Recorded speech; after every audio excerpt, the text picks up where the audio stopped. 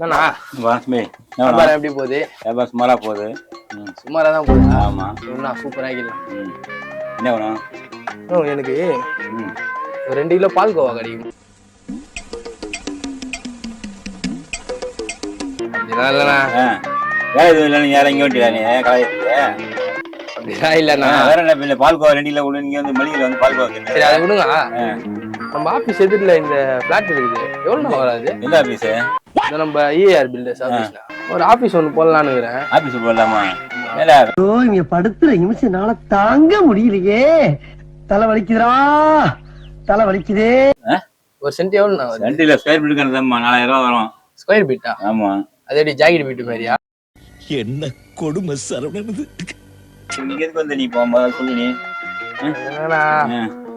வெறுப்பா இருக்குது வேலைக்கு வரதுக்கு. வேலைக்கு வரதுனா வேலைக்கு வந்து கேட்கணும். எதிரிலே ஒரு ஆபீஸ போட்டு ஆபீஸ் போட சுத்திர சேர போட்டு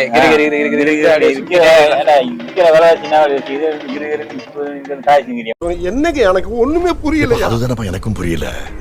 எத்தனை நாள் ஆகுது அதுல வந்து பில்டிங் பார்த்து அதை பத்தி தான் தெரியும் உனக்கு. ஏண்டா எவ்வளவு வேலை தெரியாது. பில்டிங் வச்சு நிக்கிறேன். 2 நாளா வேலைக்கு வரணும். 2 நாளாவா? ஏன்னா பில்டிங் வந்து எவ்வளவு நாள் ஆகுது? 2 நாள் ஆச்சு. இப்ப பில்டிங் கட்டுறதுக்கு கேட்டுங்கிற நீ வந்து நம்ம எந்திரன்ல இந்த புக்கு படிக்க பாருங்க, ரோபோ. அதுல வாங்கிட்டு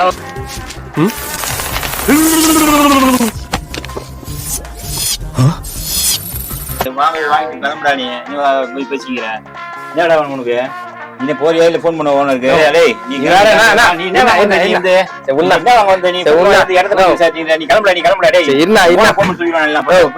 அதெல்லாம் வேணா.